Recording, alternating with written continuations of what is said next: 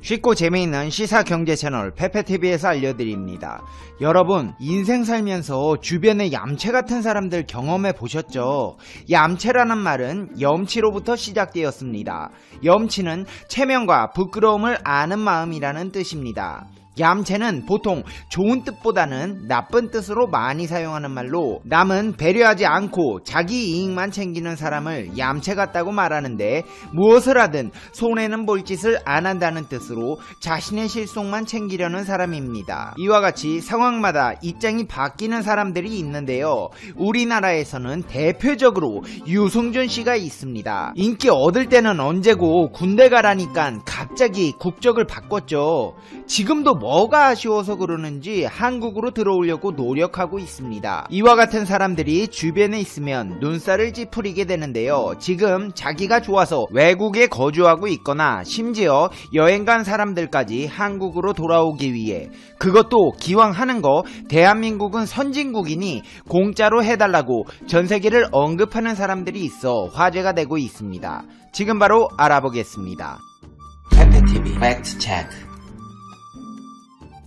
이번 사태의 확산을 피해 귀국하려는 재외 국민과 여행객의 전세기 수요가 증가하자 외교부는 곤혹스러워하고 있습니다. 재외 국민을 포함한 국민보호는 헌법상 정부의 의무이지만 정부 전세기를 보내달라는 요구에 일일이 호응할 수 없는 사정 때문입니다. 외교부 원칙은 전세기는 최후의 수단이라는 것인데요. 현지 민간 항공편이 있으면 자력 귀국을 우선 유도한다는 뜻입니다. 이 같은 원칙에 따라 정부가 현 사태와 관련해 전세기를 투입한 것은 중국과 일본, 이란 등 3차례입니다. 중국은 민간 항공편이 완전히 끊긴 상태였고, 이란과 일본의 경우 항공편이 없진 않았지만 자력 귀국하기 어려운 특수한 상황이라고 외교부는 판단해 전세기를 운영한 것입니다. 문제는 여기서부터 발생합니다. 일부 이용객들이 나라에서 운용하는 전세기인 만큼 완전 무료로 사용하게 해야 하는 것 아니냐는 불만을 드러내고 있는 것인데요. 긴급한 상황인 만큼 비용을 세금으로 충당해야 하는 것 아니냐는 입장입니다. 세금은 긴급한 국민을 돕는데 사용이 되어야 한다. 이런 상황에서 본인의 주머니에 돈을 쓰게 한다는 것은 한국의 일처리가 매끄럽지 못한 일이라며 불만을 토로하고 있다는 것입니다. 정부가 전세기를 도입해 위험에 처한 재외 국민을 데려오는 사례가 늘어나자 때 아닌 논란이 일어났고, 이를 본 네티즌들은 청와대에 전세기 지원 반대 청원까지 넣어가며 격한 반응을 보이고 있습니다. 전세기로 귀국하는 재외 국민 대다수가 세금도 내지 않는데 정부 예산을 들여 데려오는 것이 맞느냐는 것입니다. 실제로 전세기 투입 기사에는 어김없이 해외에 오래 살아 정부에 세금도 안 내는 사람들을 세금을 들여 왜 데려오느냐는 식의 댓글이 달리고 있습니다. 실제로 이런 논란은 고스란히 청와대 청원으로 이어져 이탈리아도 전세기 지원을 부탁드린다, 이탈리아 전세기 지원을 반대한다 라는 두 가지 정반대의 의견이 올라온 것을 알 수 있습니다. 이달 초 이탈리아와 한국을 오가는 정규 직항 노선이 중단된 데다 이탈리아에서 도시와 도시 간 이동을 제한하는 레드존 지역이 늘어나자 현지 교민사회에서 불안감이 증폭되기 시작했습니다. 그러다가 지난 15일 이탈리아 밀라노에서 귀국한 유학생이 처음으로 확진 판정을 받은 사례가 발생했습니다. 이탈리아 한인회가 대한항공과 협의해 전세기를 직접 띄우려 한다는 소식이 전해지자 국내에서 전세기 투입에 대한 반대 목소리가 나오기 시작했습니다. 이탈리아 전세기 요청을 한 청원인은 2월에 이탈리아 밀라노로 여행 갔다가 항공편에 잇따른 결항으로 인해 사태가 가장 심각한 이곳 타지에서 발이 꽁꽁 묶였습니다. 빨리 전세기 좀 띄워주세요 라는 글을 올렸고, 이를 본 네티즌들은 모두 조심할 때 여행 갔으면 본인이 책임져라, 전세기 띄워 이 나라 저 나라 다 데려오면 우리만 또 힘들어진다 라는 내용의 비판 댓글이 달렸습니다. 인간적으로 유학생이면 모를까, 교민은 그 나라 시스템으로 살아야 되지 않을까? 그곳 좋다고 갈 땐 언제고, 그곳이 좀 위험해진다고 전세기는 진짜 오버 아니냐? 밑빠진 독에 물 붓는 것도 아니고 얼굴도 두껍네 진짜. 이제부턴 절대 안 된다. 자국민도 쓸 마스크와 치료할 병원, 자원이 없는 마당에 지들 좋다고 나간 외국 교민들에게까지 언제 언제까지 피 같은 국세를 퍼줄 수는 없다 등의 반응을 보이고 있습니다. 현지 교민들은 유럽연합 국가들이 국경 통제에 나서면서 이탈리아를 벗어나는 것은 물론 프랑스, 독일 등 인근 국가로 이동해 귀국하는 방법도 사실상 어려워졌다고 하소연하고 있습니다. 이러한 논란을 지켜본 한 교민은 한국에 돌아가도 기댈 가족이 없거나 거처할 데가 마땅치 않은 분들은 귀국을 포기하기도 한다며 현지에서 보험을 들지 않은 유학생들은 더더욱 의료 혜택을 보기가 어렵다고 안타까워했습니다. 이탈리아 교민사회도 국내 반감을 의식한 듯 전세기라는 용어 대신 임시 항공편이란 단어를 사용하고 있습니다. 전세기 운용에는 상당한 비용이 듭니다. 이란 교민 80명을 데려오기 위해 아시아나항공 여객기를 임차하는데 수억 원이 든 것으로 알려졌습니다. 물론 승객도 무료로 전세기를 이용하는 것은 아닙니다. 이란의 경우 성인 기준 100만 원의 요금을 냈습니다. 그러나 80명이 낸 요금을 더해봐야 7,500만 원 안팎으로 결국 수억 원의 예산이 투입된 것으로 볼 수 있습니다. 이런 시각에 대해 외교부 당국자는 이해는 가지만 법에 따라 일하는 것이라는 반응입니다. 외교부의 한 당국자는 국민보호는 헌법상 의무라며 재외국민도 국민이라고 말했습니다. 헌법 34조 6항은 국가는 재해를 예방하고 그 위험으로부터 국민을 보호하기 위해서 노력해야 한다고 되어 있습니다. 재외국민 보호를 위한 영사 조력법도 제정되어 있습니다. 이를 근거로 네티즌들의 논란은 뒤로한 채 우리 정부는 이란에 전세기를 보내 재외국민 80명을 귀국시킨 데 이어 이탈리아에 전세기 2대를 투입할 예정인데요. 가급적 빠른 시일 내 일정을 정할 계획입니다. 외교부는 먼저 정확한 수요를 파악해야 한다고 밝혔습니다. 현재까지는 600명에 가까운 교민이 귀국을 원하는 것으로 집계되었습니다. 하지만 유럽발 입국자가 국내에서 2주 동안 따로 지낸다는 방침이 새로 생겨난 게 변수로 떠올랐습니다. 그것을 원하지 않아 귀국을 포기하는 사람들이 나올 수 있어 실제 수요를 조사하고 있습니다.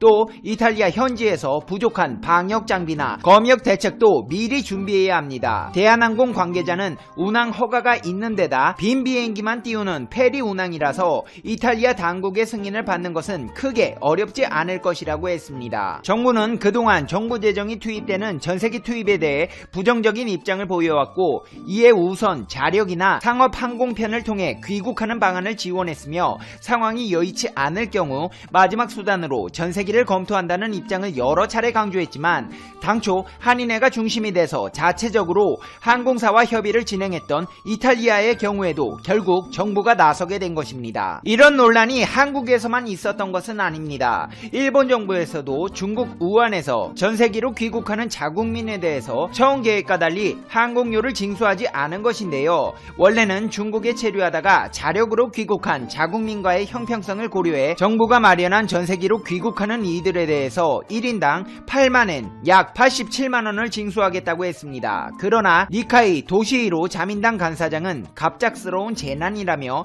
정부 부담을 요구했고 열린여당인 공명당의 나스오 대표도 정부가 부담해야 한다고 주장했습니다. 정군의 이견이 잇따르자 방향 전환에 아베 신조 일본 총리는 중의원 예산위원회에서 전세기 이용료에 대해서 운임은 정부가 부담하겠다고 밝혔고 결국 무료 전세기가 되었습니다. 일본뿐 아니라 호주에서도 이런 논란이 발생했습니다. 호주도 1인당 1000호주달러 약 80만원을 받기로 한 방침을 철회했다고 호주 언론 시드니 모닝 헤럴드 등이 보도했습니다. 스콧 모리슨 호주 총리는 이전 비슷한 사례에서도 전세기 비용을 개인이 부담하게 했다고 했지만 2011년 아랍의 봄 당시 이집트에서 탈출하는 전세기 비용을 정부가 부담했다는 사실이 알려진 이후 입장을 바꿨습니다. 미국 정부는 영사관 관계자가 아닌 국민에게는 전세기 비용으로 1인당 1000달러를 부과한다는 방침입니다. 이렇게 전세기로 여기저기 시끄러운 와중에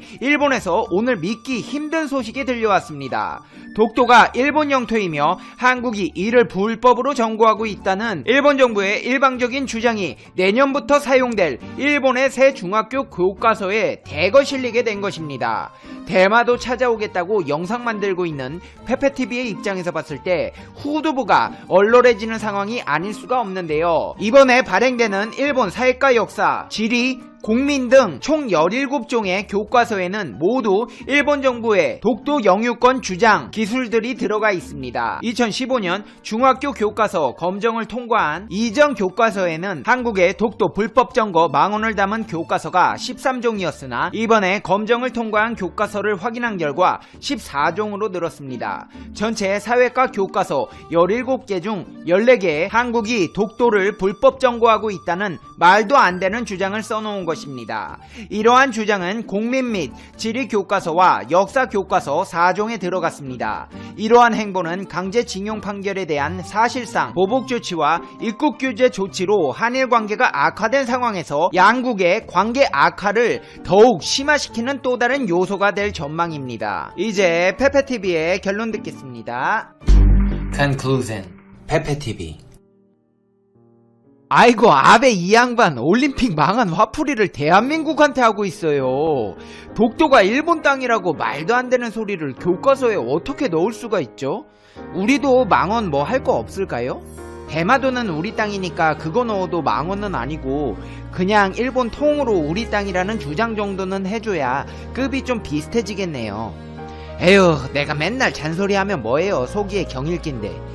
아베씨는 임기 중에 가장 큰 업적이 한국 때리기밖에 없네요. 올림픽 망쳐먹은 거 축하드립니다. 아무튼 해외 사시는 교민분들도 조심하시고 대한민국 거주하시는 국민 여러분들, 더 나아가 지구에 사는 세계인들 모두 조심해서 이 위기를 잘 넘어가도록 해요. 페페TV 시청자 여러분은 어떻게 생각하세요? 페페TV는 여러분의 생각이 궁금합니다. 댓글로 여러분의 생각을 남겨주세요. 이런 상황에서 힘드시겠지만 오늘 하루도 행복하게 보내셔야 해요. 당신은 소중하니까요. 다음 영상에서 봬요. 안녕.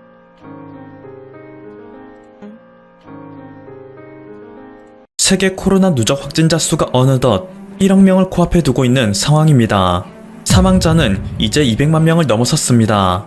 영국 남아공 등에서 기존의 바이러스보다 더 강력한 전염력을 지닌 변이 바이러스가 등장하자 코로나19의 확산 속도가 더욱 가팔라질 것이라는 우려 섞인 목소리가 곳곳에서 나오고 있습니다. 그나마 희망적인 것은 역시 백신 접종의 개시입니다. 영국에서 전세계 1호 백신 접종이 시작된 이후로 현재까지 세계의 50여 개국에서는 하나둘 백신 접종을 실행에 옮기고 있습니다. 인구의 30%가 백신 접종을 완료한 이스라엘은 좀 더 과감한 시도도 보이고 있어 눈길을 끕니다. 이스라엘은 현재 전 세계에서 인구 대비 코로나19 백신 접종률이 가장 높은 나라입니다.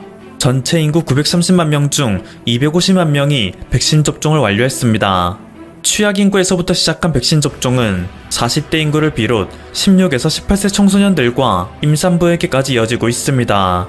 하지만 영국과 남아공 등에서 발현되고 있는 변이 코로나 바이러스가 언제 사태를 역전시킬지 모르기 때문에 이스라엘에서는 일각을 다투는 상황에 처해 있는데요. 이에 따라 그들이 선택한 수단은 2주간의 전면적인 국경 봉쇄입니다.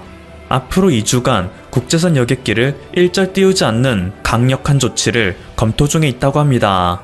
그리고 그 기간 동안 백신 접종은 더욱 서둘러서 인구의 70% 이상이 항체를 보유하고 있을 때 형성되는 집단 면역을 이루어내겠다는 것인데요. 자연적인 바이러스 감염에 대한 집단 면역에 처참한 실패를 맛본 스웨덴의 경우와 달리 백신 접종을 통한 진정한 집단 면역이기 때문에 이스라엘의 실험 결과에 따라 앞으로 인류가 코로나19에 대항하여 어떻게 전쟁을 전개해 나갈지 향방이 결정되는 것입니다. 그렇기에 세계 각국은 이스라엘의 움직임에 모든 신경을 집중하고 있는 것이죠. 하지만 그렇다고 해서 모든 나라의 미래가 장밋빛인 것은 아닙니다. 최근 유럽의 각국은 이스라엘과 같이 국경 봉쇄를 하는 움직임을 보이고 있습니다. 그런데 이것은 이스라엘처럼 앞으로 나아가기 위한 봉쇄가 아니라 뒤로 후퇴하는 봉쇄이기에 참담한 것인데요. 유럽은 백신에 대한 희망은 커지고 있는 반면 이것의 접종을 위한 준비는 전혀 되어 있지 않습니다. 그럼에도 사람들은 이제 코로나19의 종식이 다가왔다며 거리를 쏟아져 나와 파티를 즐기는 모습이 보이곤 했죠. 그 결과 세계 곳곳에서 발발하고 있는 강력한 전염력의 변이 바이러스에 속수무책으로 당하게 되었습니다. 심지어 백신의 수급에 차질이 생겨 가을 전에 이루고자 했던 집단 면역은 사실상 실패하게 될 것이라는 의견이 대다수입니다. 유럽연합 27개국의 총 인구는 4억 5천만 명이고 이 인구의 70%는 약 3억 명에 달합니다. 그리고 유럽연합이 현재까지 계약한 백신의 공급량은 무려 20억 회분에 달하죠. 때문에 겉으로 보기에는 물량이 차고 넘치는 것처럼 보이지만 이것은 큰 오산이었습니다. 미국에서 생산되는 백신의 대다수는 미국 내부에 최우선으로 공급되고 있습니다. 또한 세계 최대 백신 제조 공장인 인도는 얼마 전 공장을 증축하던 중 화재가 발생하여 전 세계의 백신을 공급하는데 상당한 차질이 생겼습니다. 세계 각지에 공급되기로 예정되어 있던 화이자와 아스트라제네카 백신 상당수가 이 인도 공장에서 생산하기로 되어 있었는데 하필 이곳에 불이 나는 바람에 유럽은 백신 계약을 모두 끝내놓고도 접종을 받지 못하는 억울한 상황에 처한 것이죠. 이에 화가 난 유럽 국가들은 백신 제조사들에게 계약 위반이라며 법적 대응에 나서겠다는 움직임을 보입니다. 이탈리아에서부터 시작하여 오스트리아, 폴란드는 물론 유럽연합 비회원 국가인 스웨덴 등도 하나같이 줄 소송을 예고하고 나섰습니다. 급기야 남아시아에 위치한 파키스탄은 러시아가 개발한 코로나19 백신 스푸트니크5의 사용을 승인하기에 이르렀습니다. 파키스탄은 원래 아스트라제네카에 대해서만 승인을 내렸었는데 아스트라제네카의 백신 공급이 원활하지 않을 것으로 보이자 중국 시노팜 백신을 승인하였고 이후에는 러시아 스푸트니크5를 승인한 것입니다. 중국과 러시아의 백신은 전 세계 국가들에게 그리 큰 신뢰를 받지 못하고 있는 백신임에도 불구하고 파키스탄이 이런 결정을 내린 것은 그만큼 백신 확보를 향한 세계의 움직임이 절박하다는 것을 방증합니다. 그런데 이런 와중에 유독 여유를 부리는 국가가 있어 다른 국가들의 부러움을 사고 있습니다. 바로 대한민국입니다. 한국은 세계에서도 바이오 의약품을 생산하는 능력이 최고 수준이라 평가되고 있습니다. 얼마 전 국제백신연구소 사무총장은 한국의 백신 생산 능력은 세계 최고 수준이기 때문에 2021년 한 해 동안 한국은 전 세계의 코로나19 치료제 및 백신 생산 기지로 떠오를 것이라 예측했습니다. 실제로 한국은 이미 오래전부터 각종 글로벌 회사에게 치료제와 백신 등을 수주받아 생산해오고 있었습니다. 이미 반도체 제조 강국으로 이름이 알려져 뛰어난 제조 역량을 갖추고 있음이 증명되어 있기 때문에 한국이 바이오 제조 공장으로 성장하는 데는 그리 오랜 시간이 걸리지 않았죠. 현재 전 세계가 수급에 큰 차질이 생겼다는 아스트라제네카의 백신 같은 경우에도 한국만큼은 아무런 타격도 받지 않을 전망입니다. 아스트라제네카 백신은 국내에서 위탁 생산을 하기 때문입니다. 질병관리청 중앙방역대책본부에서는 지난 24일 한국은 백신 수급에 차질이 없냐는 질문에 일정대로 공급이 될 예정이라 딱 잘라 말했습니다. 원래 국내에서도 가장 먼저 도입되기로 한 백신이 SK바이오사이언스가 위탁 생산하기로 되어 있던 아스트라제네카 백신이었는데 이것이 애당초 계획대로 1분기 내로 도입된다는 것이죠. 이러한 상황을 본 해외 네티즌들은 한국은 백신 계약에서 늑장대항을 부린다 비판받았었는데 결국 백신 공급 계약을 차질 없이 완료했다. 더군다나 다른 국가들이 예상치도 못한 악재로 백신 수급에 차질이 생겼을 때에도 한국만큼은 아무런 타격 없이 일이 진행될 예정이다. 1년간 한국을 버티게 해준 방역의 성과도 그렇고 다른 국가에 종속되지 않아 백신 악재의 영향도 받지 않은 한국은 준비된 자는 항상 기회를 맞이할 수 있다는 세상의 진리를 다시금 깨닫게 만든다 라며 한국의 상황을 부러워하는 눈치를 보입니다. 한국의 방역이 재주목을 받고 있는 것은 비단 백신의 문제 때문만이 아닙니다. 얼마 전 미국에서는 바이든의 대통령 취임식이 열렸죠. 이곳에는 역대 대통령들이 참석하여 세계 언론들의 주목을 받았었는데요. 이를 본 세계 네티즌들이 얼굴을 찌푸린 한 장면이 있습니다. 빌 클린턴 미국 전 대통령은 마스크를 착용하면서도 코를 드러내고 있고 조지 부시 전 대통령은 취임식 도중 마스크가 갑갑한지 수시로 마스크를 턱 밑으로 내리는 모습을 보였습니다. 이는 모두 올바르지 못한 마스크의 사용법에 해당하죠. 세계 네티즌들은 그럴 거면 왜 마스크를 쓰고 나왔냐며 미국의 전 대통령을 비판하는 댓글을 달고 있습니다. 그리고 이들이 주목을 받는 이유는 하나 더 있습니다. 그들이 착용하고 있는 마스크는 미국에서 생산하고 있는 N95 마스크가 아닌 일반 면 마스크 또는 천 마스크라는 것인데요. 이를 통해 미국은 아직까지도 일회용 마스크를 생산하는데 큰 어려움을 겪고 있다는 사실을 알 수 있습니다. 얼마 전 미국의 듀크 대학교에서는 세계에서 사용되는 마스크의 유효성에 대한 실험 결과를 발표한 적이 있습니다. 그리고 이곳에서는 KF94 마스크의 우수성에 대해 극찬을 아끼지 않았는데요. KF94 마스크는 0.1%도 안 되는 비말 투과율을 보여 미국의 N95 마스크보다 훌륭한 예방력을 보여주지만 N95 마스크보다 훨씬 손쉽게 구할 수 있는 상황이라는 것입니다. 그래서 이 소식을 들은 미국인들은 현재 KF94 마스크를 구하기 위한 움직임에 나서고 있습니다. 하지만 이 중에는 한국산임을 자처하는 중국산 짝퉁 마스크도 많으니 물건을 구매할 때 그것에 메이드 인 코리아가 있는지 정확하게 확인하고 구매하라는 전문가들의 조언이 함께합니다. 얼마 전 한국에서 개발되어 코로나19 바이러스를 검출하는 데 사용되는 바이러스 RNA 측정법이 국제 표준으로 선정됐다는 소식이 전해졌습니다. 또한 국내의 분자 진단 기업 시젠은 유럽에서 타액으로 코로나19를 진단하는 검사법을 승인받았다는 소식을 전해왔습니다. 타액 검사법은 검체 채취법이 기존의 방법보다 훨씬 간편하고 채취할 때 의료진을 필요로 하지 않습니다. 때문에 이것이 상용화된다면 전 세계가 겪고 있는 의료진 부족 문제를 극적으로 해결할 수 있는 게임 체인저가 될 수 있습니다. 여태까지 코로나19를 검사할 때 사용하는 비인두도말법은 풋속 깊이 위치한 점막을 면봉으로 긁어 검체를 채취해야 하기 때문에 전문성을 지닌 의료진에 의해서만 시행되어야 합니다. 그리고 검사를 받는 도중 환자가 재채기를 할 수 있기에 의료진의 감염을 막기 위한 별도의 분리공간, 방호복과 장갑, 마스크 등의 방역도구가 필요합니다. 채취 후에 이 방역 물품들은 모두 폐기되어야 하기에 자원 낭비라는 비판을 피하기도 힘들었죠. 하지만 시젠의 타액 진단법은 의료진의 과부하를 줄임과 동시에 방역물품에 드는 비용도 극단적으로 줄일 수 있습니다. 때문에 안 그래도 큰 어려움을 겪고 있는 유럽에서 시젠의 새로운 진단법을 적극적으로 수용하게 될 것이라는 예측이 나오고 있는 상황입니다. 얼마 전 한국의 셀트리온은 당사에서 개발 중인 코로나19 항체 치료제인 레키로나주에 대한 해킹 시도가 발견되었다 전했습니다. 유럽의 바이오엔테크, 미국의 모더나 등에서도 시도가 있었던 것이 발견된 이것은 중국 해킹단의 소행으로 의견이 모아지고 있는데요. 현재 인류가 코로나19 바이러스와 벌이는 마지막 전쟁에서 한국은 끝없이 높아지는 주가를 달성하고 있습니다. 지금까지 퍼플튜브였습니다. 여러분의 구독과 좋아요 그리고 알림 설정은 콘텐츠 제작에 큰 힘이 됩니다. 감사합니다.